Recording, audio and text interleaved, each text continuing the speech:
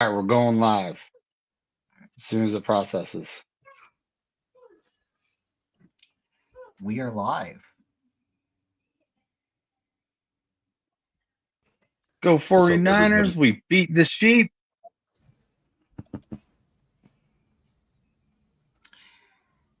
Tonight's our reaction show. We got David here and Wolf here and me, and it's just another great day.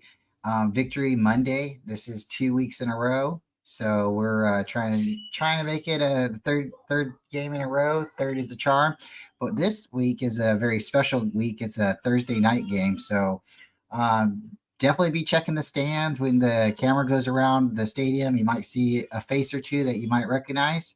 There's going to be a bunch of us out there. It's going to be a great game. But more importantly, guys, how do you feel? Wolf, thanks for coming. David, throw it to you. And let's talk about these 49ers, or San Francisco 49ers. And let's talk about these 49ers. Whoa. Gotta turn that down. Now, so at this point in time, we beat the sheep. It's nothing new. I don't think they've actually beat us in the regular season since 2018. And at this point, the Rams are who I would say they are who we thought they are, but no one knows who they are because of all the rookies and second year players that haven't hit the field, you know, and no one really knows their habits and their weaknesses. And right now they're playing, good football. I'd say they beat Seattle at Seattle, but McVay actually owns Pete Carroll. So that's again not a uncommon thing to happen. But here we are. We beat them. McVay kicking the field goal at the end. NFL needs to investigate that. They really need to investigate that. You go suspending players and banning owners and stuff for betting. You really need to investigate that. But here we are, 2-0. We're everyone was worried about the slow start. The slow start did cost us the number 1 seed last year. But 2-0 is not bad. What do you think, Wolf? Man, okay, so for one, I'd like to point out that the 49ers Steelers, I didn't get to really talk to you guys about that one. So week 1 was not a big shocker to me. I know I commented, I kept the receipts. One thing I said was because I noticed a lot of 49ers content creators had earned or the Steelers had earned their respect. And I understand the analytics part of it, but for me, I was like, man, we're giving them way too much respect for what? When was the last time they were in the playoffs and the championship or anything like that? So you got to show me first. Then I'll give you that pat on the back, give you that respect. Now the 49ers, the team, that's a different, different something they got to handle. They can't take the Steelers as lightly as I can, but I kind of knew what to expect. I predicted 31-17 going into that game, and that was with I was expecting like a garbage time touchdown possibly. So I predicted 31-17 for that. Now when it comes to the Rams, that one I was a little off. I didn't think they were going to score as much as they would, that they would be as efficient on offense. But to be fair, in my opinion, the 49ers were playing the softest coverage I've ever seen in my life, I swear. It's like they were in prevent defense the whole damn game. Well, up until halftime, I should say. Then they started making the adjustments. I was glad to see them press a little more and add some more pressure to the mix because I was pulling my hair out waiting for that to happen because they were just letting the Rams take anything and everything underneath. And that's why, and I don't want to start talking about everything all at once and go through all our topics in 5 minutes. But that's part of the reason that guy Nakua was going off. That I will say. But I'm very happy, man. 2-0. Brock Purdy could have put it away sooner. And we'll get into that conversation. I'll tell you guys on my theory why Brock Purdy is missing some of those throws. We haven't talked about that yet. Brian, on to you, my good sir. Yeah, okay, so Pittsburgh game was really not an eye opener, but it was really, really awesome to see our guys come out and play that well. Not that I was in disbelief that they couldn't, but just the whole traveling across the country, the whole, the Steelers don't lose at home, all that good stuff, the terrible towels, but I know our team travels well, our fans are faithful, they travel well. It was really neat to see. But it's almost like you look at what happened with Pittsburgh and then you look at what happened with the Rams. The defense was definitely different because the opposing offenses. You do have the Rams who have a Super Bowl winning quarterback who goes to blows with the Niners quite a bit and knows how to dink and dunk, right? Where you're playing Kenny Pickett and he's not a scrub. Kenny Pickett's a good quarterback, but he definitely got a little jarred and rattled from the 49ers in the first game. We give them they went 5 3-and-outs to start the game, and they only started to drive the ball because our defense got a little too aggressive and wanted to be a little bit choppy out there. You're winning already. Keep playing. You don't want to let somebody start hitting you back harder than you're hitting them, but you already have the lead. So, you got to remember, maintain the lead, protect the team, and stay faithful because there is a process out there. But again, you want to be alpha, I get it, but you can be alpha and bite back or clamp back in the right way, pushing a guy out of bounds. And this is all hindsight too, or watching it, from someone else's eyes. That you're out of bounds, you should know where you're out. I did throw up the maybe the defense that the guy was going out of bounds, and sometimes when somebody's going out or you're running into somebody, you try to push off so you stay protected or safe. But I don't know. He's just too he just got into the wrong position and he just reacted the wrong way. And then Moody kicked really well, surprised a lot of people. That there's been a lot of doubters in him and Purdy. Will Purdy be able to throw, and how's he going to hold up after getting hit? So then we go to the game with the Rams, and it was like both teams were doing the short game towards each other, and they were being efficient at it, but it didn't seem like our defense was I don't know, maybe as noticeable or ferocious as they were before. When with Kenny Pickett, we are getting hits. The Rams have a good O-line. They have a lot better of an O-line than people give credit to. And I think we had a show a couple of weeks ago. Maybe all three of us were together, but I know we were talking. And I believe I said that the Rams have the best O-line in the division. And it makes sense that they have the best O-line, or at least the best coaching staff to put together the best O-line. You went to the Super Bowl. You kept your pocket passer upright, and we all know what happens when the Rams lose Stafford. When his elbow's messed up or his back's messed up, the Rams aren't doing anything. But with him in the lineup under center, they're contenders. So with them coming in and just really gutting us from underneath, taking all the 10-yard routes that they could get, and us just really giving up the short stuff to stay in contention or keep them back, playing I don't know, a little bit of prevent. It really just, to me, it's a different game, compared to what Pittsburgh and our defense was. We weren't able to get to the quarterback because the ball was coming out too fast. There wasn't much of a run game from them at all. There wasn't a run game from the Steelers either, but we had more of a tackling effect, a hitting effect, where the ball came out just too fast and everybody was just having to perform right away. So, definitely want to get your guys' thoughts as well. But I just think it was really two different games, and possibly because we played the Rams twice, they had a good response to our big victory against the Steelers. Well, you're right about us playing kind of a prevent. I mean, we were playing zone and our defensive backs were off the receivers. But then they made an adjustment. Ambry Thomas actually went off the field, and they brought in Oliver, who, during the preseason, we're all going, why did they sign this guy? Is he? I didn't think he'd actually make the 53-man roster. And then all of a sudden, Oliver gets a one-handed, interception off a tip, and he runs up and tackle for loss in the run game. So okay, we had an Oliver sighting, but they started tightening up like Bryant says, the coverage in the second half.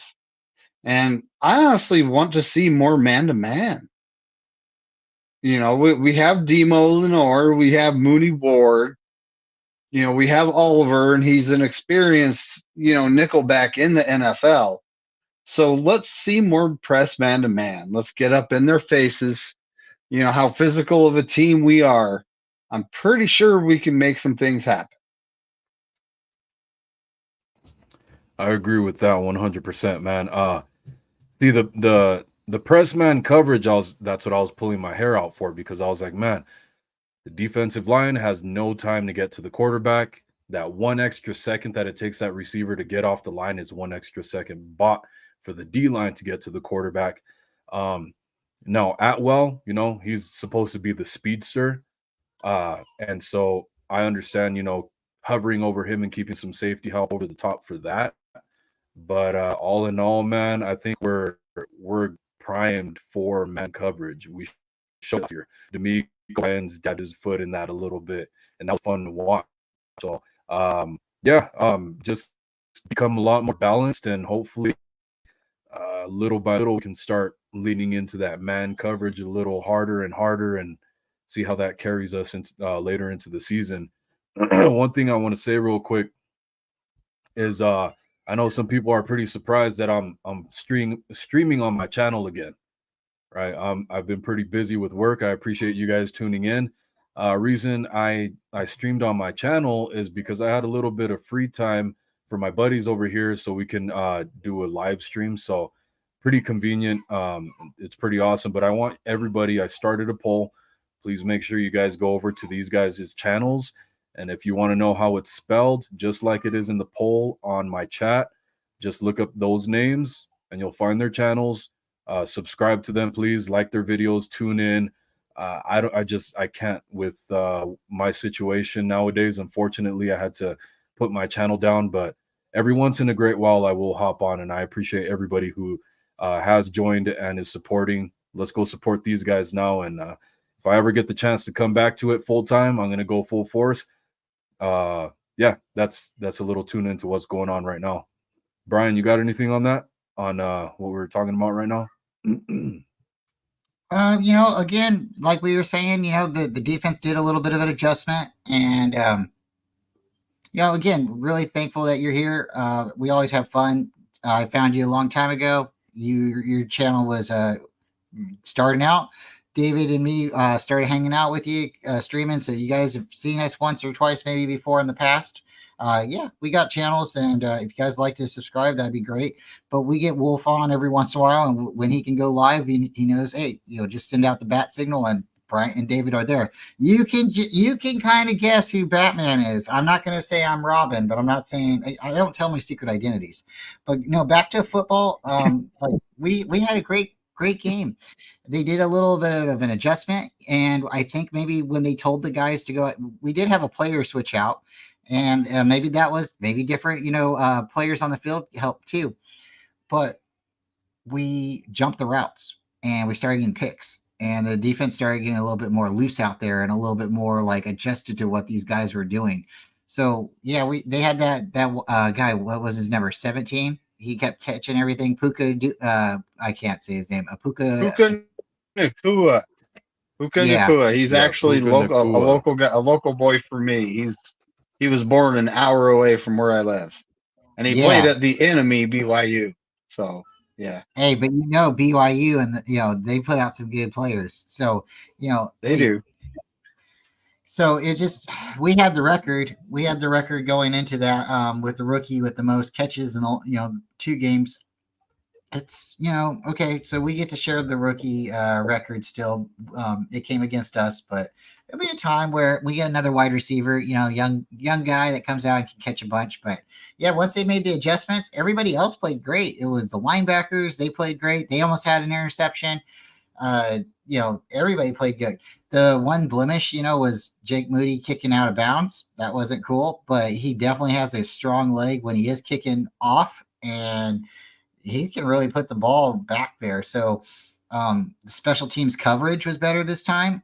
They got down there a lot better and a lot faster. There wasn't big returns like there was in the Stewart game. So, I'm going to pump the brakes on Steve Wilkes just a little bit. I'm not going to say, he's a no-go, but I want to see what he can do. And I want to see him get more comfortable with it, because there was me and David was streaming on Corey's show yesterday together, and we were going back and forth, and then Corey's starting to do commentating for the games. So if you guys ever get a chance to go check out Corey on Sundays when the game's on, he does a live stream of the game, and it's a lot of fun. Corey, you guys see want to see something funny when the Niners need the ball back. Corey gets a little emotional there. True fan. It's a great watch.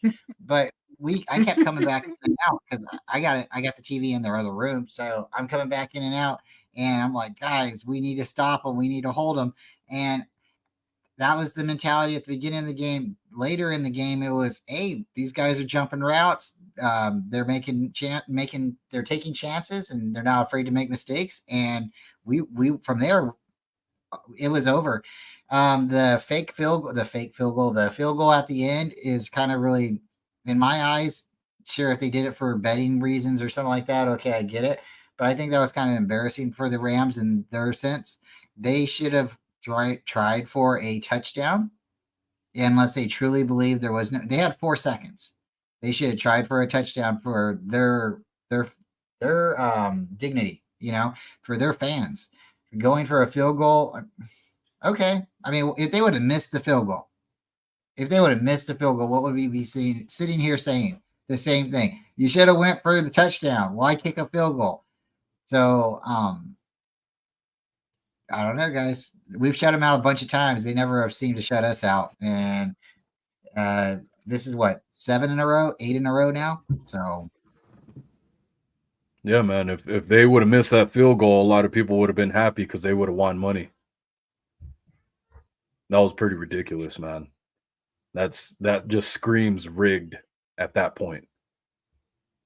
If it's all about pride and that's really what you're doing it for, you go for the touchdown, man. All or nothing. Yeah, because if you went for the touchdown, right? If they would have got then they might have had 1 second left or 2 seconds left, or even more seconds. Just give them like 20 more seconds. They got the touchdown real quick, go for an onside kick, then you can force overtime. Yeah. But go for the field goal, and then now the real scenario, you don't have time left. So you're going to go for the field goal to what? To make the score a little closer? Like, guys. Did you guys see that badass Hail Mary the Broncos Commanders game? Yeah. That was nice. And then they missed the 2 points. Fucking buffoon, man. Yeah. Dude, go ahead, David. But did you see the Hail Mary itself though? So Russell Wilson's around his own 47, he throws it. It maybe went 48 yards, I'm going to say. Then it was tip drilled and the receiver caught it. It was crazy. But he can't even get it to the end zone from the 48-yard line anymore. That's what I noticed out of this. That's what I noticed. He used to be able to just bomb those throws, but it's like, huh. One thing I was noticing about that game was he had almost no time in the pocket. It seemed like.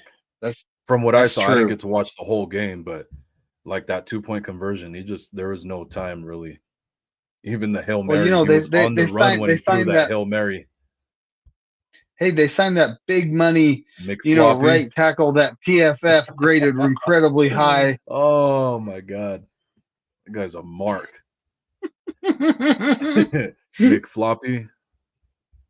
Oh man. And then that was the other thing too. Guess perfectly suited right before that Hail Mary. Who gets called on a penalty? False start. McGlinchey. Yep. Just like old times. God, that guy pissed me off. I'm so glad he's gone. Jeez. Hey, Colt McKivitz, he doesn't seem so bad anymore, does he? Hey, Aaron Donald had nothing. He got blanked. McKivitz got a guy that couldn't run, couldn't speed rush around him, and he handled him. So, the Steelers honestly showed the league how to handle McKivitz. You put your speed rusher on him. If you try going through him, that's not going to happen easy. You try going around him, that's a different story. So, hopefully our head coach notices that and schemes for it. 3-step, 5-step drop. Don't go 7. No 7-step drops, Kyle. No. Yeah, man. That was one thing I didn't like about what I saw yesterday. The 7-step drops. Why aren't we not in the shotgun more often? I wish I had the numbers in front of me for how often we'd be in shotgun. Because that was something, Brock Purdy's a lot better at the rollout play action game than Garoppolo was, but still, shotgun is way more quarterback friendly than under center.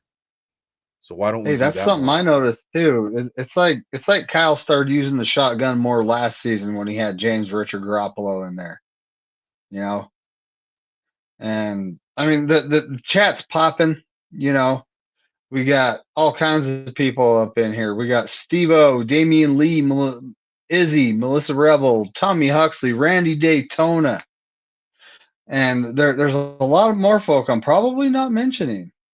We got this guy, I think I know him, Bryant Culp. We got this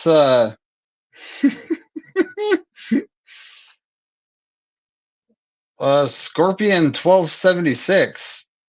You're probably on Wolf's channel. Thanks for coming, though. I do appreciate you. 559er. And Crazy Juice is in the chat. What up, buddy? Steve-O, maybe, man, I want to hear I want to see Steve-O's opinion on this, though. Steve-O, what did that field goal at the end of the Rams game do to the betting line? He bets, so he might know a lot more about that than I do. No, I bet yesterday too. That's why I knew. I was like, oh my god. Oh, did you? That's messed up. That's messed up. Steve-O bets, so I just want to hear what he thinks about it. Yeah, that's cold-blooded, man. As soon as I saw that, I was like, oh, okay, that's what we're doing now, huh? All right. Maybe McVay's wife had some money on the under 7, or I don't know. I don't know how that works. See, and that's why I never even I can't even. I hardly ever even bet on the point spreads, just because of that stupid shit like that. I always bet the money line, right? Because it's just win-loss. Who wins, who loses. It's for that very exact reason. That's crazy. That's just blatant exposure right there. Seems like. But Steve-O just put too much to type, so that there's a lot more to that field goal than I'm probably even thinking. Yeah, read Melissa. Exactly. Bring Melissa's up right there above Steve-O. Shout out to everybody showing the bros some love too. Thank you for doing that. The one right above that one, David. Right above that one. Yeah, it makes sense that they went for it the way they did. So she was saying it was a bet on the over-under of 8. So if they kept it within 8 points, which by them kicking a field goal, it was a 7-point deficit. The fans, guys, were gone. The stadium was red. And then you seen all the empty seats. And then you seen blotches and blotches of red. It was just like somebody had thrown tomatoes or something all over the stadium. It was, or a bloody massacre. I mean, we took over their stadium. And it's just, wow.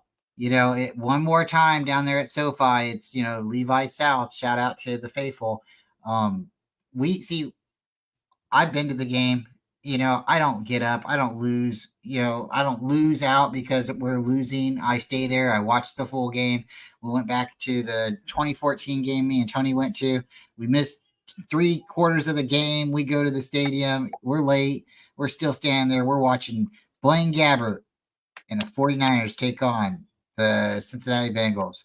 Oh, we lost, but we still watched it. You know what I mean? Like, you go there for a reason, Now, sure, if you don't You want to leave? That's your prerogative. That's your choice. But like SoFi, it's got a brand new stadium. It's indoor. There's really no reason to rush out.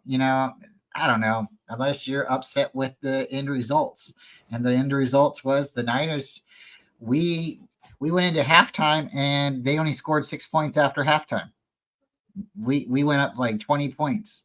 They scored 6 points. It's like, Yeah.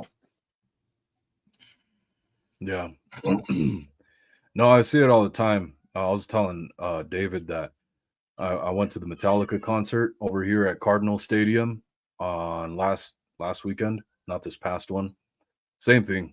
It's just people want to get a leg up on the competition when it comes to getting out of the parking lot.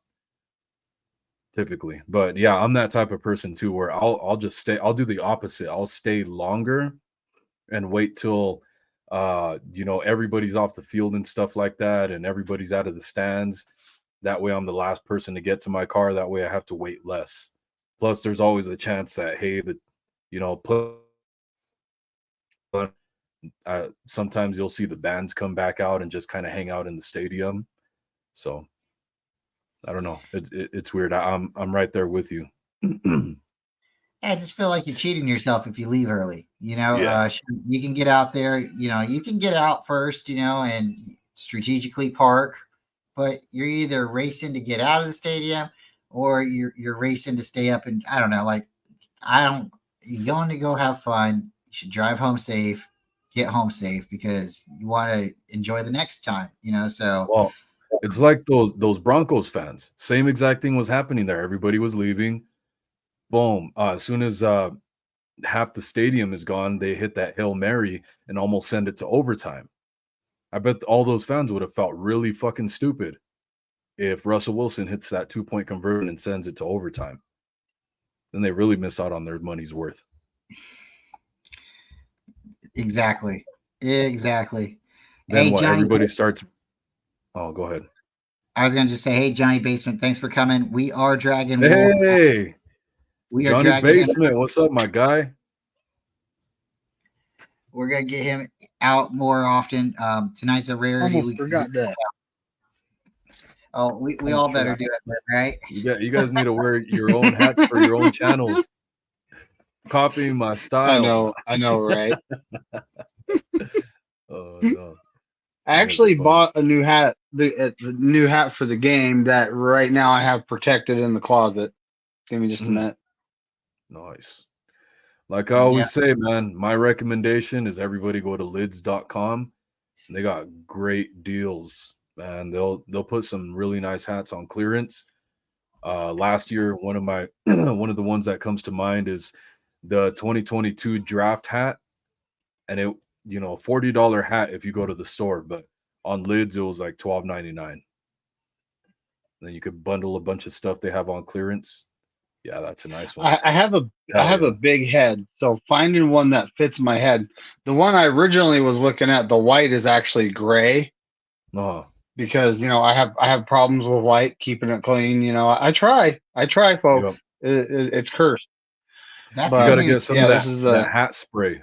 You got to get the hat spray too, the one that waterproofs it and stuff. That's if I'm correct, David, I think that's the new hat, the new team hat. I think they were wearing that in the game yesterday. I hope so. I think so. And the one you always see Kittle take his helmet off, flip his hair back, and put a hat on. That's the one. Yep. I'm pretty sure Brian's But right. yeah, I bought that to wear the game, so I don't because the Santa Clara is not a dome, and this dome don't need to get sunburnt. So True story, man. Did you tell everybody the news? Oh, both of us, our news. Yeah. So about this week. If you guys don't know, there's a lot of great channels out there. Wolf and David, we've been doing things for a while. I think you heard us say that before, but there's other great channels out there, and there's one called East Coast Red and Gold, and there's a fantastic show right there. There's 4 of them, and hey, if you guys pay attention, you'll definitely see more and more. Tony, my wife, she's got a channel. She does two things. She does a couple things with two of the ladies on that channel. Me and David, we do stuff with Ty Austin in the beginning of, like on Monday, we have a show with Ty and Aaron, but they got a great panel. There's Maddie, Bex, and Jess, and Ty Austin, and it's called East Coast Red and Gold. And what was really cool is they have they go to games, they travel, so there's other people like Wayne Breezy and John Chapman and Crystal Peachy. She also is on the Ladies of the Empire, my wife's channel. But they East Coast Red and Gold did something really cool. Jess wrote to the 49ers franchise, and she was able to talk them into getting 40 tickets. So there's 40 49er fans, me and David right here included, my wife as well, who will be going to the stadium this Thursday wearing our red and gold, our hats, and everything, our jerseys, everything we can, whatever 49er, and screaming our heads off. And we'll be meeting Jess there and the other people on the panel of East Coast Red and Gold and multiple other 49er content creators and fans that she's reached out to. So if you guys haven't had an opportunity to go to the stadium, it's a great opportunity. But, don't think, I can't go. There's opportunities out there. She wrote a letter to the 49ers, and they were, hey, we got 40 tickets for faithful fans. And we're going to be there. And hopefully, take a look around the stadium. You guys might see us there. We're supposed to have pretty good seats. I think they're field level. And I'm just super excited. David's coming. We're going to go to the game together. Going to have a lot of fun. Sometimes, you don't see things right away. Sometimes it takes a while to have a blessing or to get out of that dark tunnel. And if you keep driving, you keep walking, you keep going forward, guess what? There's light. And, good things happen, and sometimes they don't happen right when you want them to, but you got to take every day with a positive look, because, again, I didn't think we were going to get tickets. And what was really neat is I won tickets to the Bronco game a couple of weeks ago from East Coast Red and Gold. They had given away preseason tickets. And a couple of days later, she asked me, hey, do you want to go to the game, the opener? And I'm like, what are you talking about? I just won tickets from you guys. And I'm what are you talking about? Like, I'm now really confused. She goes on to tell me, and I'm like, how many tickets you got? So David's got a ticket, and a bunch of other people's got a ticket, and we're going to meet up. And it's going to be a lot of fun. I didn't get a ticket. God damn it. We're going to meet up for sure, though. It's going to happen. And when the three of us meet up, we'll be going live. We'll be doing something fun. And hell yeah, man. I'll be looking for you guys on the Jumbotron when they put you guys on the Kiss Cam. The Kiss Cam. He will have his wife Tony there, so it's not. Oh no. Oh, one thing I want to talk to you guys about real quick. We talked about the O-line a little bit, McKivitz. And I want to get your guys' thoughts on this. Brock Purdy missing those throws. Sailing Deebo Samuel on that one. There's actually one that I don't see anybody talking about it. But Brock Purdy actually missed George Kittle for a wide open touchdown pass, walk-in touchdown up the seam. Yeah. That was another one. I think he tried to hit Jennings on that one. But that was one that he missed. So Deebo, Kittle, what was the other one he missed? Jennings. Jennings was another one. And so for me, what it's looking like is this. He's starting to get like that Jimmy G, after the CL tear from Jimmy G, or Jimmy G, or no, the tear, and then we go to the Super Bowl. Jimmy G, he doesn't make that deep pass to Emmanuel Sanders, right? And it just seems like the same situation where the next season Jimmy Garoppolo comes back and he's just super reluctant to throw deep, and when he does, it's way off the mark. It seems like Brock Purdy's having that same thing with the injury where he doesn't want to hold on to the ball too long, and so he doesn't put his body into those throws. He rushes it, and I think that's why. Because if he didn't feel that mental pressure, I think he'd be hitting those throws on the mark. We've seen it last year. What do you guys think about that? Well, I think every NFL quarterback always seems to miss a play here and there. And Brock Purdy's still young. James Richard Garoppolo, when he was at that point, he was an NFL veteran, been in the league for years. He did not have as much of an excuse as Brock. But what I'm curious about is what's Brock going to do about it. You know, he's going to watch the film. He's going to see what happened. And next time they call that play, you know what he's going to be looking for. Yeah, the thing about those throws too is his pocket seemed pretty clean. So what I'm kind of getting at is it's more his own mental pressure he's putting on himself to where it feels like he's feeling ghost pressure, like I feel Garoppolo did too, where these guys they can make the throws. You know, you put them in practice right now with no rush, they can make those throws easily, but they're rushing themselves. Right. Like I don't think Brock Purdy actually put his body into it. He made an arm throw like we know Jimmy would always do. And so I think that's why it was off the mark. You know, he didn't put his hips into it, his back foot into it, and got away from him. That's my thoughts. And then the one on Kittle, he just didn't even try that. He didn't see it because he felt pressure.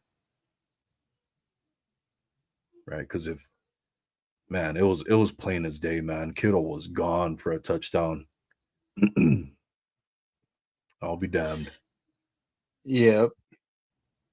Brian, it's the truth. It's the truth. He was. Feel free to join us at any time. Well, you guys know I like to talk, and I'll talk as long as I can talk too. Sometimes I'm like, guys, jump in. But as far as the overthrows and stuff, I think it's gonna just come down to timing with him. He didn't have a lot of practice time. He was recovering from the elbow surgery. He didn't throw a whole lot with these guys. So just getting that rhythm down with him. Debo, he almost had Debo.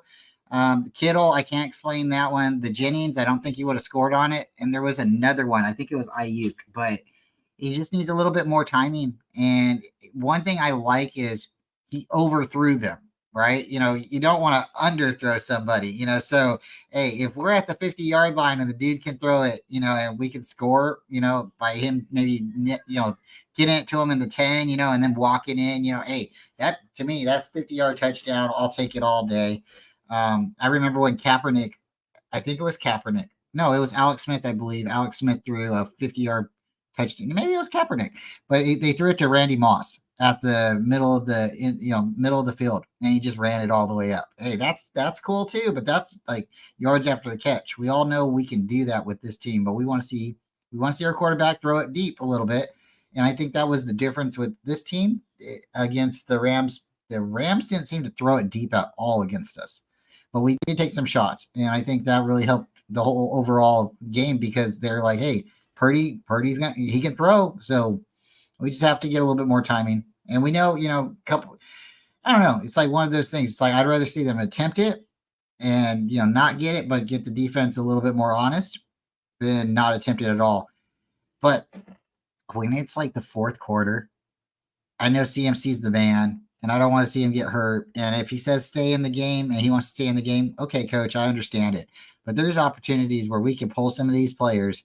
I know it happened in the Detroit game. You know, they came back against us a little bit. But sometimes you have to take that risk. And what happens if you lose your players? You need your other players to step up and be ready. So if it means it's a tighter game because you put your backups in, let's see it. I want to see Purdy, you know, throw the ball down the field deep, but I also want to see him come out. I'd like to see Sam Darnold get in there. If you're only having him hand off, have him hand off. Have him hand off to JP Mason. Have him hand off to Mitchell. Let's see, you know, them chew up the clock. Because one thing I did have a problem with is how long our defense was on the field. We didn't seem to get stops against the Rams. They were getting the first downs almost every time they threw the ball. It was the only time we were stopping them is when they were running the ball. They didn't have a serious rush game against us this week, but we weren't getting really quarterback hits. And that's a veteran quarterback coming out and playing against a talented defense, but knowing I got to get it out quick. So. Oh, there's Lawrence who joined the chat too. But, I love that. When it comes down to it. Go ahead, David. Well, I'm gonna talk about the old days for a second. So you guys remember? Well, you're probably too young to remember. But here we go. Joe Back Montana in my day, and Steve Young.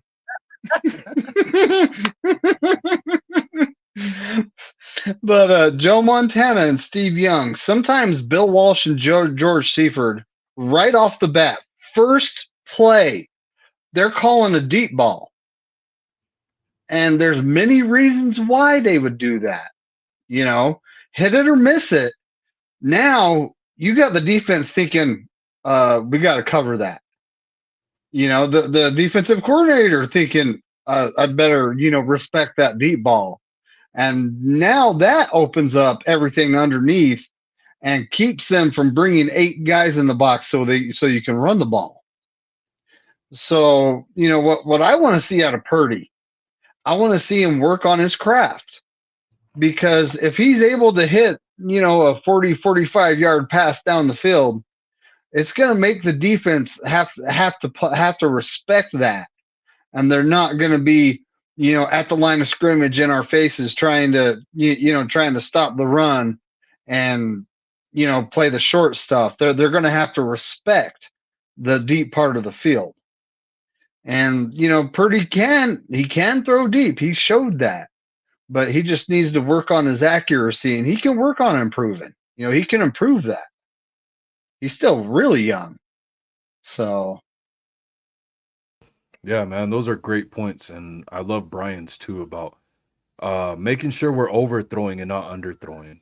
I like that too, especially because of the narrative where Brock Purdy doesn't have arm strength. This isn't okay. Yeah, sure, whatever.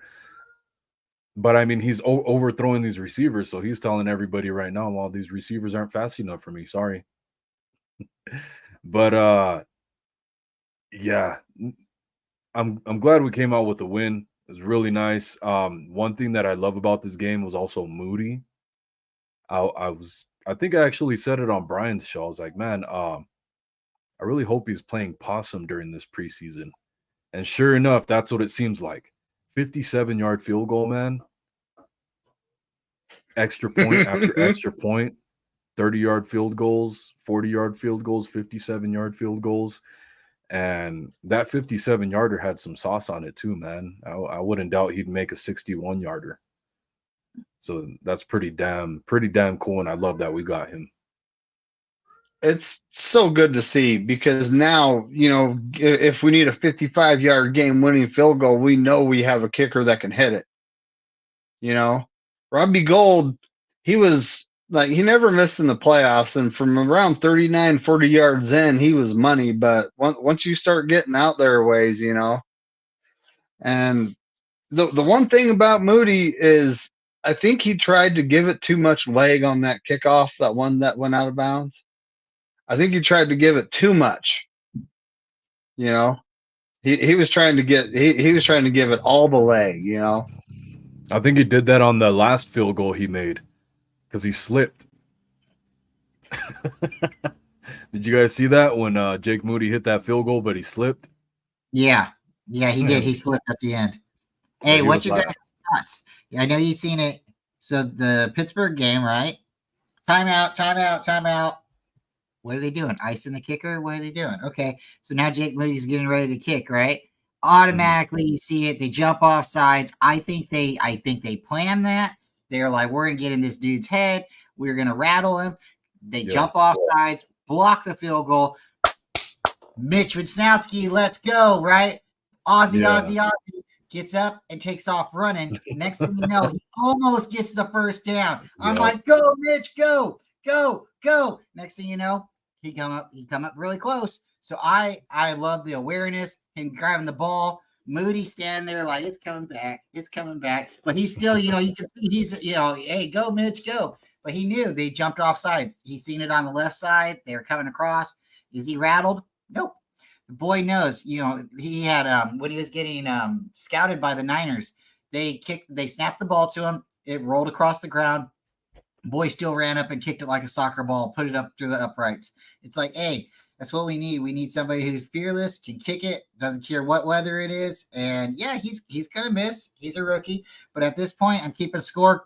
We got 24 points from Jake Moody. Let's go. Do you have his ratio? That's a great point. Do you have his ratio so far? Is he 100%? Yeah, he's totally 100%. He's 6 for 6 field goals, and he's 6 for 6 PATs. Dude, I love that. 3 in the Right. first game, and then 3 PATs, 3 in this game, and 3 PATs. So yeah, money, Money Moody. That's what they Yeah. call him. Hell yeah. I love it, man. I don't know if he was playing possum, but that's what I was hoping for in the preseason. Because I loved that we went in the third round and went after him, man. I love that move. I know it was frowned upon by most everybody, but I love that move. I know you guys I heard me think he say it. was. I think he was playing possum. I think he wanted to give us content creators something to talk about. He was the distraction for the Bosa talk. I mean, like, come on, you know. Niners don't even have a kicker. They can't sign Bosa. They don't have a kicker. They need to get Robbie back, you know. And I don't now, even I don't even think it was that. I think it was Kyle Shanahan more than anybody, right? I would think. Because especially since the Niners year in and year out, we get so many players poached off of waiver wires and stuff like that. But yeah, man, Moody. And then Brian, what you were talking about with CMC, 4 minutes left, up 10 points, man. Get him out of the damn game. What are we talking about here? I don't care who it is. JP Mason, TDP, Elijah Mitchell. I don't care. Just get somebody else out there. I understand you're the beast, you're the bell cow, you're the closer, you're the one who can do it all. But we want you to do it all season. So come on, come sit down, stand on the sidelines. This is the time to hold your helmet, get some pictures, you know, smile. We're winning big, and let the other guys come in and you know, come on. Let's there's enough of the rock to go around for everyone, right? And then Kyle Shanahan, from a leadership standpoint, you're supposed to be daddy. Come here, son. Hey, CMC, come on, you're out. Come on, son, sit right here next to daddy. Watch the rest of the game. You earned your spot here. Did you hear what he said? Kyle said, "Oh, I didn't know CMC was still in there." You're the one calling the plays, man.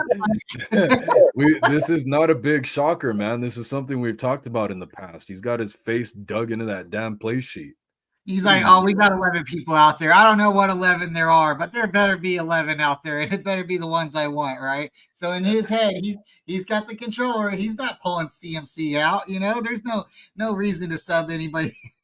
With as big of an ego as that guy's got, man, the fact that he let those words come out of his mouth, and when he knows that everybody's going to make a complete joke of him for saying something so stupid from a head coach's standpoint.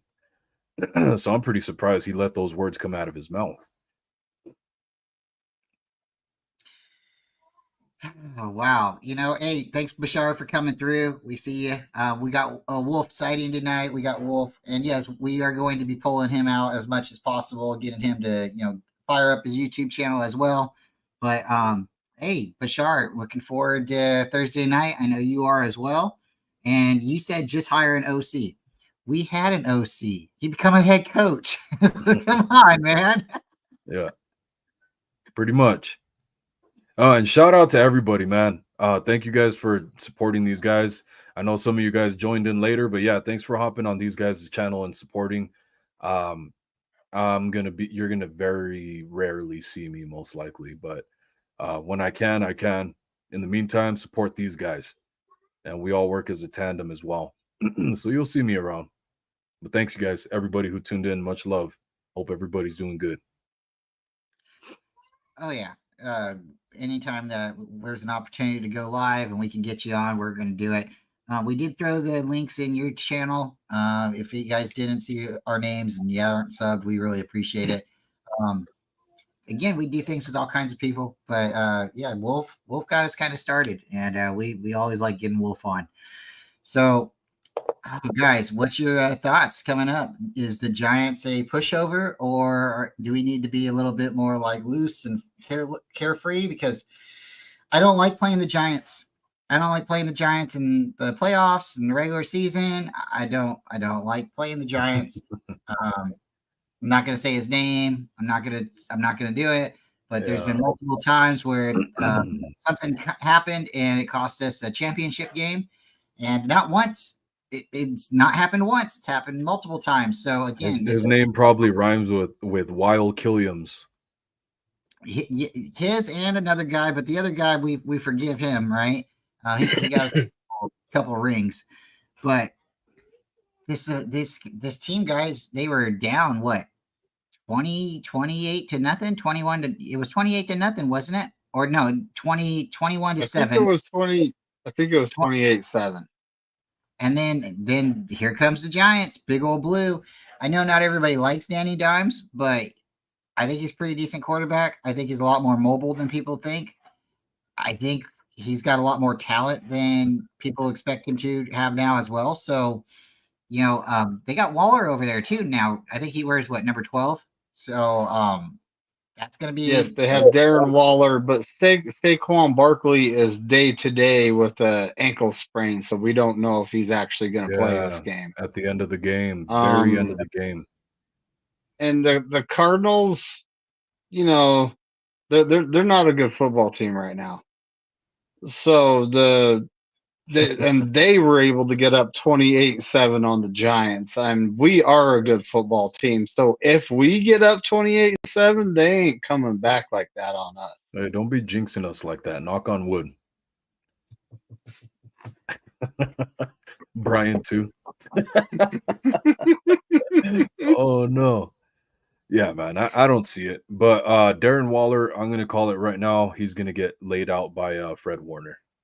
I'm gonna call that one. He's gonna get smacked going over the middle. But I don't see it. Again, just like with the Steelers, you got to show it to me first. Great comeback. That was really nice. Kudos. But like Steve Wilkes said, we have to live where our feet are, 1 week at a time, one game at a time. Let's stack them, right? And everybody execute. Nick Bosa admitted last year they took the Raiders lightly. I don't know how much truth there is to that, but I do believe them that they took the Raiders lightly, and look what happened. So let's not let them make this a game. Same thing that happened with the Lions as well. Let's just let's take care of business like we did with the Steelers, finish out the game strong. Let's get CMC out of there at the end. Did you Let guys it be get to that watch? kind of game. Did you guys get to watch any of the Raider game the other day? Yeah. I Very watched little. a little bit of it, and the Raiders. Yesterday? Yeah. Bills. Yeah, the A little Raiders bit. defense looked really good to start the game off. Looked really good. They were shutting Josh Allen down. He's my fantasy quarterback, so I'm like, all right, I might not be starting you next week. And then something happened with the penalties, and then he got the ball down at their end, in the red zone, and then here goes the Bills, right? But Jimmy took them down the field, first scored a touchdown, and of course, Jimmy throws interceptions. We know that, but there was a play, and they threw the ball. I believe the Raiders stepped out of bounds, and they picked up the flag, and the Raiders were mad because it was supposed to be like a pass interference call, and it got nullified the first down. And then here you go. Then the Bills come storming, and I mean the score didn't look like what it probably should have looked like, because there's those plays in the game where it just changes everything, right? But the Raiders, it's like, wow, the Raiders could be a lot better than people think this year. And I'm not going to say it's because of Jimmy Garoppolo. It's just different locker room mentality. It really is. Carr went down to New Orleans, and he looks like he's doing great too. Sometimes people just need, separation. Yeah, who won that game? And who won both of the games? I believe the Saints won the first game, if I'm correct. I didn't catch the Browns game. We started talking in that game. Oh, okay. I'm actually looking at that right now. I could turn my TV on, but I don't want it screaming at us. No. There's this crazy thing. It's called the mute button. Oh, the Steelers. The Steelers won 26-22. Okay. Over Deshaun. Wow. Baby. Divisional game. That's another W on my pick'ems. That's a W on my pick'ems. Hell yeah. Yeah, that's an L this time. I did pretty good last week. I went 10-6. This week I think I didn't go 6-10, that's for sure, but I didn't do 10-6. I hope you guys are putting your money where your mouth is and doing the game parlays. Oh no, we're having fun on Corey's show. Every Wednesday we go on Corey's show and do the weekly pick'ems. If you guys haven't been or ever want to, come on, and Corey will record your scores. We do it with a group of guys, and it's a lot of fun. Yep, But yeah, the Giants guys. I think we're going to have a lot closer of a game than people are expecting because the type of team they are. They're built It's an a lot. NFL. It's an NFL football team. You just don't take any team in the NFL lightly. Even the Houston Texans that just don't look good right now. You don't. You never know when they're going to come out of their shell. And the thing I'm glad about when it comes to the Giants is they're not a wounded animal backed into a corner. They just won a game. Mm-hmm. That makes a hard fought one too. Hard fought one. Now they got to come here on a short week. Time to pounce, get that blood in the water. But yeah, I mean, like you're saying, as a fan, I can totally underestimate them. But any given Sunday, right? That's why we still watch the games as much as we underestimate them. But I think the Niners are going to handle business, hopefully. Now, I want to talk about something real quick with you guys. I think the 49ers made Nakua look a little too good. I think he got way too much hype for what he did. You gave him too much space. Yeah, 100%. Like I put it on a super chat on Grant's channel. I said my grandma could have caught, with the soft coverage that the Niners were playing, my grandma could have caught all those passes. She could have ran all the same routes and been wide open because they're all playing like 8 yards off at least. That was crazy, man. I really did not like that. So I'm hoping they play press. They learn their lesson from this one, and I think it's going to be a whole different game, and he's going to be invisible the next one. Unless maybe, Cooper Kupp's back and that kind of changes things, but I don't know. It was neat that he was taking all the underneath stuff. And if Cooper Kupp does come back, it's kind of interesting to see if they have a deep threat then. But for right now, he was their only option. They tried to throw it to their tight ends a couple times. That didn't work out. And again, I think it was just our scheme. They were saying, okay, go ahead and give them the underneath stuff. And if you guys get a chance to pick them, you jump. And we should have came away with 5 picks. We came away with 2 there or 3 there? 2. Came away with 2. And so right now we're 5 on the season because we had 3 in the first game. So no sacks. That helps. When you have sacks on the opposing quarterback, they can't throw the ball as fast. And he had a lot of time in the pocket. Again, the Rams have a good O-line. Our D-line was still making pressure. We were pushing pressure and pushing the pocket on him. He was just getting the ball out fast. Mm-hmm. Yeah. Took a page kind of out of Kyle Shanahan offense. Yeah, man. I think I don't think he's as good as the defense, the way it was schemed up, the way the defense was schemed up to be. I don't think he's as good as they made him look. Would you guys agree with that? What do you guys think? He took advantage of us being so far off for sure. Yeah. And I really hate it because we had the record and he breaks the record on us. We had the record since 1980. I think that's what it said. So yeah, I'm feeling pretty disrespected this season, man. Kyle Shanahan trades Trey Lance to the Cowboys, and then we're just letting rookies, we haven't even talked about that, have we? Yeah. Then we're letting these little rookies break 49er records. We're just letting them do it. Like, do we have not any respect for as big of an ego as Kyle Shanahan has? We don't have any respect for the past for the 49ers as a franchise. What's going on here? Yeah, the whole Trey Lance to the Cowboys thing, it's well, why them? Because they were offering the best pick. Dude, if they weren't getting off the phone until they traded for him, ask for more. And the Cowboys. So I'm just going to keep a watchful eye on the kid and see what happens.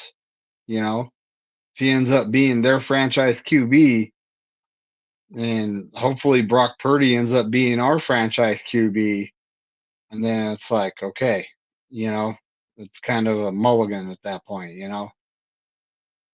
But Yeah, if man. Trey Lance ends up being great and Brock Purdy ends up being good, then it's like, you know, it's 100% Kyle's fault for not developing them. Yeah, and I'm curious to see how this contract situation plays out with Purdy. Because regardless of how we win and everything, I don't think you could give him an elite quarterback contract. I don't think it could be a game-changing contract. I think the structure still needs to be the same of really good team with a good ball distributor that would be cheap. I still think that Trey Lance has the tools to be that guy, man. With his his IQ test, the quarterback IQ test that he had that was super elite prior to being drafted. I think he has all the tools, man, and he was finally putting it all together with playing time. That's a scary dude to go against, I think. So I'm not looking Yeah. forward to that. It's really upsetting. Well, And yeah, we don't know really what was all said in the meeting, the office. But for him to say, I don't want to be your third string quarterback, I'd rather be another team's third string quarterback. There was a divorce or there was a divide. Maybe it already happened and this was just the melting pot. But it took them it sounded like it happened Wednesday, or it could have possibly happened Tuesday, but it sounded like it happened Wednesday. Thursday they were looking for suitors. There was other teams that were going to offer us stuff like the Bills. There was other teams that was interested in them, but Dallas said we'll take the whole contract and we'll give you a fifth.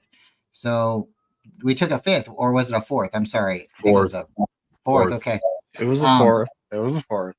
it doesn't make any sense to me, guys. It really doesn't. Unless you think that the guy really isn't going to amount to anything, to trade him to a team that we have to play this year. First off, he's going to go and tell them our defense. He can totally just run through our whole offense to their defense and say, hey, this is what they like to do. This is what this player likes to do.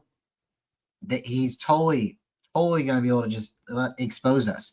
Then on top of that, we do play them this regular season. We'll probably have to play them in the playoffs, whether or not he plays or not. But I really truly think they're going to take Trey. They're going to have him tell everything about the 49ers that they can possibly say. And then next year, they're going to trade him. I think the Cowboys are taking him for this year. And I'm hoping he leaves the Cowboys because I don't want to see him on the Cowboys. I like him being a 49er, but he's not coming back to the Niners. But I really don't want to see him in Dallas. And it's just really weird. So now there's all this speculation that the Jets, now that the Aaron Rodgers, thing, he might have experimental surgery and come back. But, you got to look at it two ways. If you're a rookie quarterback or, Zach Wilson takes you as far as to the playoffs, are you really pulling Aaron and saying, go ahead, go in there, guy, now that your ankle's taped up and ready to go? No. So the new news, wild rumors today, Kirk Cousins to the Jets. So if that happens, is Trey Lance going to the Vikings? There's obviously opportunities for Trey to go somewhere else. And this is just wild, but I don't think Kirk Cousins is going to the Jets, but I don't think he's going to be a Viking next year. I think depending on what Brock Purdy does this year for the Niners will depend on how much he gets paid, if he's still going to be the Niners quarterback. Because if he gets hurt, we might just, heaven forbid he gets hurt, but then, they'll say, hey, we need somebody who can stay healthy. They'll go get a veteran or they'll go get another player in the draft. So just whatever happens with Brock this year. And again, I like what you were saying about, the contract, because I think he's a down-to-earth kind of guy. I don't think he realizes, I don't think he doesn't realize, but I don't think he can ask for the Patrick Mahomes money or the Justin Herbert money. But he deserves to be paid. And I think if he does go to the Super Bowl and win with the Niners, yeah, let's pay the guy. But right now, like you're saying, keep the team where we can manage. And I think if he does the Tom Brady effect where, hey, I keep my price down, we can win a bunch of rings. You can't take rings away, and people will do later. So, and he does have that winning mentality, man, which Bosa lied about. I'd like to point out as well. Talking about a team-friendly deal, my ass. But another thing with this cap situation too, man. Or I don't know, David, did you want to touch on any of that? Sorry. You're muted.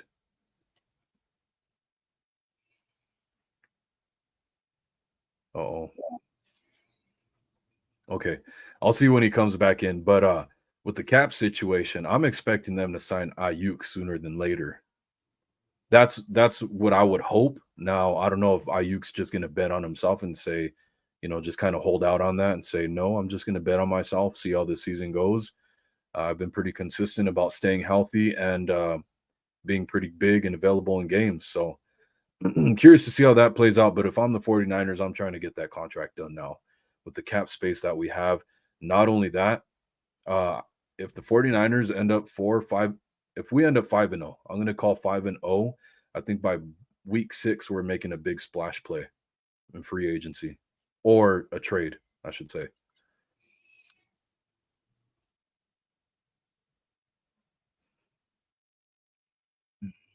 You back, David? Mute. We can All hear right. Can you hear me now? But so at this point, we'll see what happens with Trey Lance. There's some things like, for example, our QB3 doesn't get reps. The QB2 is the guy that runs the scout team in practice. Our QB3 just doesn't get reps. And that's what he needs. He's going to get reps in Dallas being QB3. And it's sad to see him go, giving up all that draft capital. It's egg on Kyle Shanahan and John Lynch's face. It straight up is. If Brock Purdy ends up being the guy, wins a championship, takes us to the Super Bowl, but doesn't put up those elite numbers, how much does that make him worth? Yeah. Patrick Mahomes, I mean, what did Herbert sign? What was it? 55 million a season, 60 million a season, something like that. And he's, hasn't proved anything. So what does that make Brock Purdy worth? Would it be 40, 50 million? Steve-O made a good point in the chat, and there's that narrative that Kyle wants to keep a young QB that's on a rookie contract so he can have this team around him. And if that's the case, then Brock Purdy's going to get probably traded, but and we're going to end up drafting another guy. And we'll see how all this plays out. Right back in the same boat. It's kind of like you need me as much as I need you type of situation. I feel back. I know this is all over the place, but Randy Daytona made an excellent point about the Rams game. Matthew Stafford was getting the ball out in 2.3 seconds. The pass rush didn't have time to get there. Not when you don't dial up blitz packages. Of course not. How fast did Warner get to him? Your defensive backs are playing off, giving them space. That also doesn't help. Yeah, when you press, that buys the defensive line at least another second to get to the quarterback. If you're pressing correctly, jam them at the line. Plus, you can knock them off their routes. But what do you guys think about Ayuk, man? I definitely think we should sign him sooner than later if we have that opportunity. I think Brock Purdy. If you ask me now, my crystal ball scenario, I would probably say he gets at least 2/3 of what the highest paid NFL quarterback would get. 2/3, maybe 3/4. So that would be about 40 to 45 million range. And I think that'd be Herbert, ideal. I think Herbert makes 60. I think he's the highest paid right now. See, and when the salary cap goes up too as well, that's going to help us out. Because as it stands right now, we still got time for sure. But even then, if Brock Purdy wants to go somewhere else because the 49ers aren't giving him what he wants, if another team wants to give him, if they want him, it's probably just going to be for a marketing ploy because he's not the most athletically gifted quarterback, but he's great at execution for sure. Hopefully, we could dial in those long He does passes. have some wheels. He does have some wheels. He can take off if he needs to. Yeah, he's savvy, man. Yeah, I love him as our quarterback. He's awesome. I don't think Brock Purdy really could go to a better team. I think if he decides to leave, they got to really be paying him the bag. And what team would he really want to go to? The only one I could think of is there's two. The Cardinals. Why would you want to go there now? You're playing against the 49ers. They're going to come with vengeance every time they see you. The other team would be the Dolphins. And, you know, I don't know about that one. Well, why is he wearing 13? Who's his favorite quarterback? Yeah, right? That's very true. He likes Marino. Okay, so I mean that would be the only other team I could see him like wanting to leave this dream situation for him. Mm-hmm. Now, sure, he wants to get paid, but you know they got to adjust that. You got to go win a Super Bowl first. You're still on a rookie contract. He's going to be on his rookie contract for what? 2 more years? Good question. Or is this going to be like his? You know, if he shines out this year, do we have to pay him, or can we? You know, so I think BA, you know, he's our true number one wide receiver. Debo is our offensive weapon. You cannot replicate Debo, but Ayuk's a true wide receiver. If you move off of Ayuk, you have to have a plan.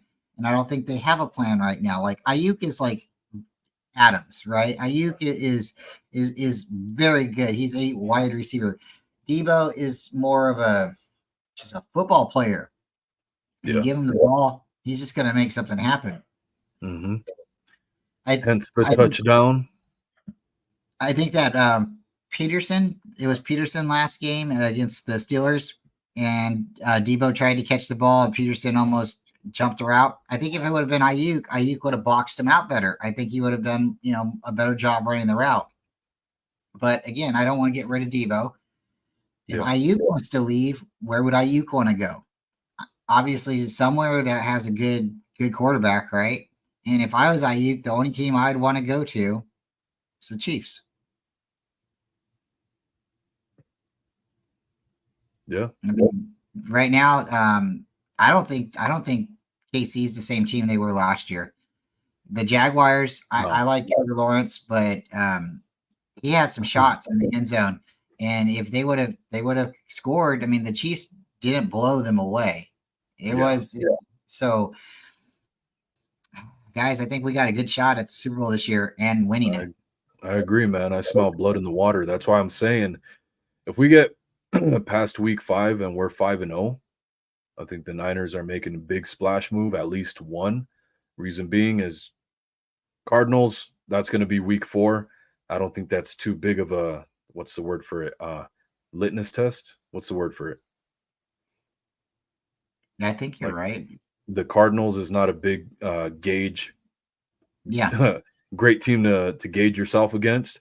So I think when we get into the other one that's supposed to be a top dog in the NFC, supposedly, the Cowboys would be week 5. If we get past them and we're 5-0, especially the way it looks, I think it's game on. Kyle Shanahan and John Lynch say, hey, let's get this shit rolling. Get somebody in here. We need another cornerback. What else?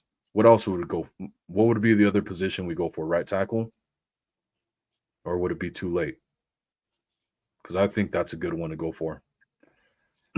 Honestly, we have a first and second round pick this next year, and a slew of compensatory picks. And I mean, I don't know. Right now, I think it's 12 plus in picks in the draft. So if we're gonna get a tackle, we could trade up and get you know one of the better ones in the draft. Just don't get the McGlinchey type guys. That's all I ask. Don't get another McGlinchey. Pass protection first. That's what I would say. Hey, guys, we were talking about last year when this time last year when McGlinchey came in and he was undersized, and we're like, guy looks like he went on a vegan diet or something, you know. He was just you know, you're supposed to be blocking grass fed. Yeah, like he looked like oh my god. Like our offensive lineman.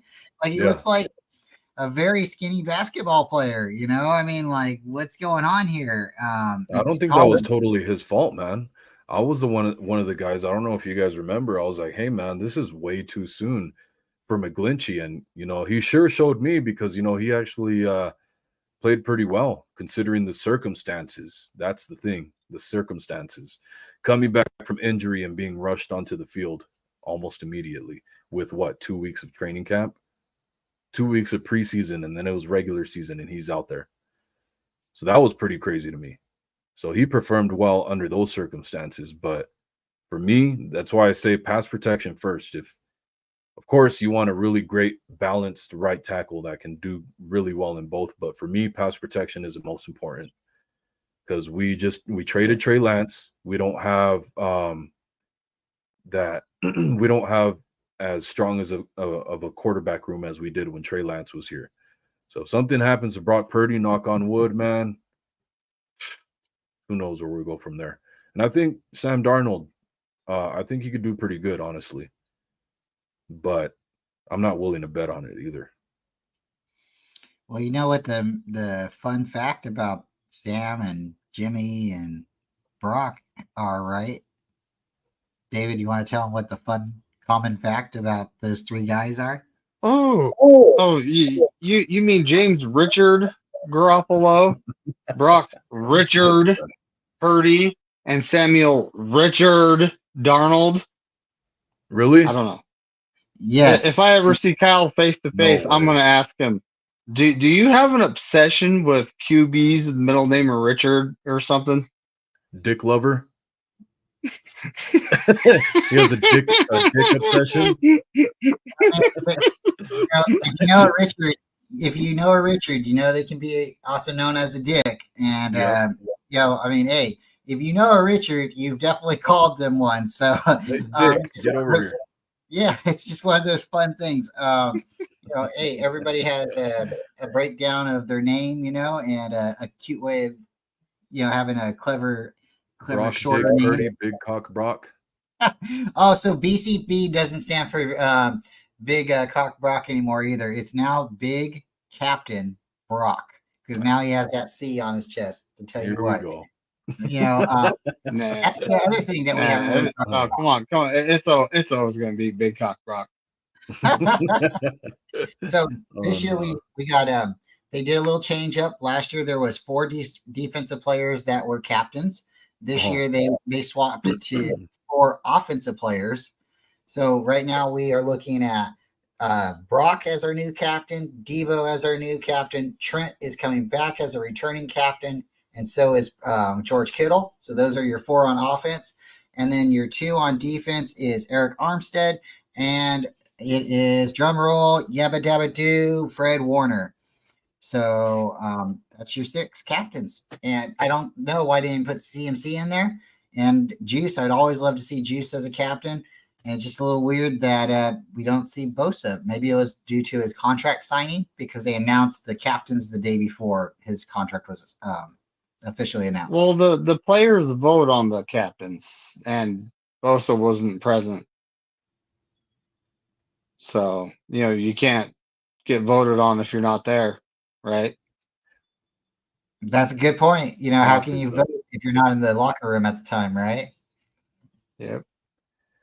The one that really pisses me off is Brandon Ayuk, man. Why the hell is he not named a captain? I do not understand that at all. We made an extra slot, I think it was last year, and they brought it back down to what is it now? 7 captains this year? Or did you say 8? Oh, 6? I think it's 6. We had 7 last year. Yeah, so I don't understand why the hell Brandon Ayuk is not in there as a tone setter for the team. It's pretty ridiculous to me. He's been a workhorse year in and year out since he's been here, man. Ever since his rookie year, they leaned on him to be a playmaker when everybody went down. So I don't know. That's crazy to me. But once he gets paid, which I'm pretty sure he will, I don't think the Niners are going to let him slip away.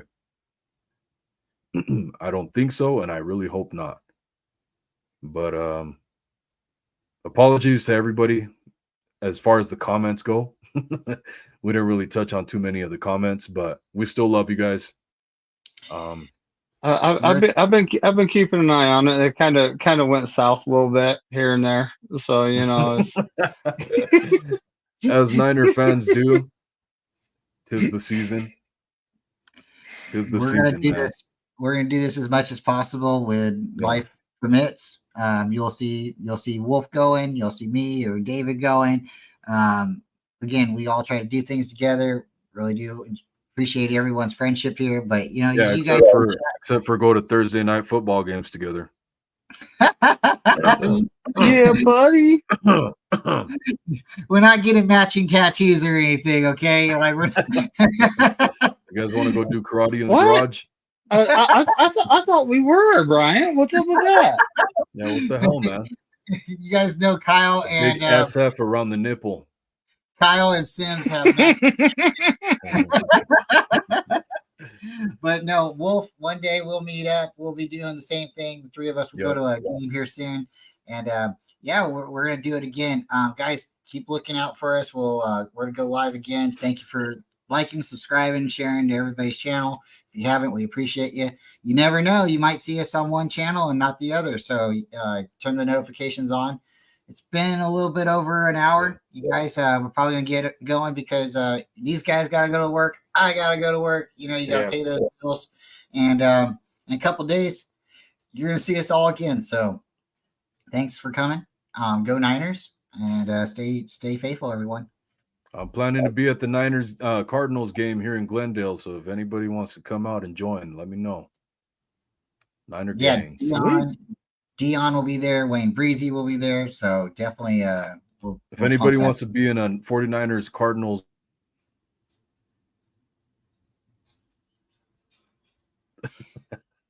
Oh no. But yeah, I'm gonna be at the game Thursday. First game ever, folks. First 49er game ever I've ever been to. I'm excited. We're gonna be what on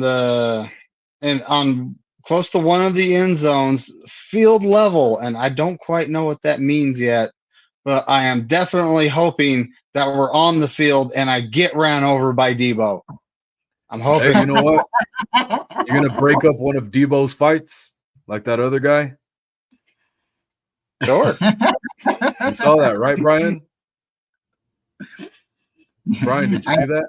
I didn't see that. There was a fan. I forget who Debo was getting in a scuffle with in the back of the end zone, and one of the fans tried to break it up. It was super funny, man. It's awesome to have that story and it was all caught on camera. I'll go look for it. If you guys get a chance, go and look at the Bump Box theme song when they were coming out of the tunnel. They stop at the end of the tunnel, right? And they, you got Debo and Trent both dancing, right? And I think it was Spencer Burfield. And I look over and I see a 4. And anytime I see a 4, I'm like, is that Jake Moody? You know who was dancing? Sam Darnold was over there dancing. I was like, Tony, because that's my wife. She's like, let him dance in the tunnel. I'm like, no, we need him on the field too. Oh no, yeah, man, go check it out. They asked Debo about that. What happened with the fan too? He said it was pretty cool. All right, I'll definitely check that out, guys. Thank you again for coming, and again, stay faithful, and we'll see you again here soon. Niner gang. Go Niners, and always F the Lambs. 100%.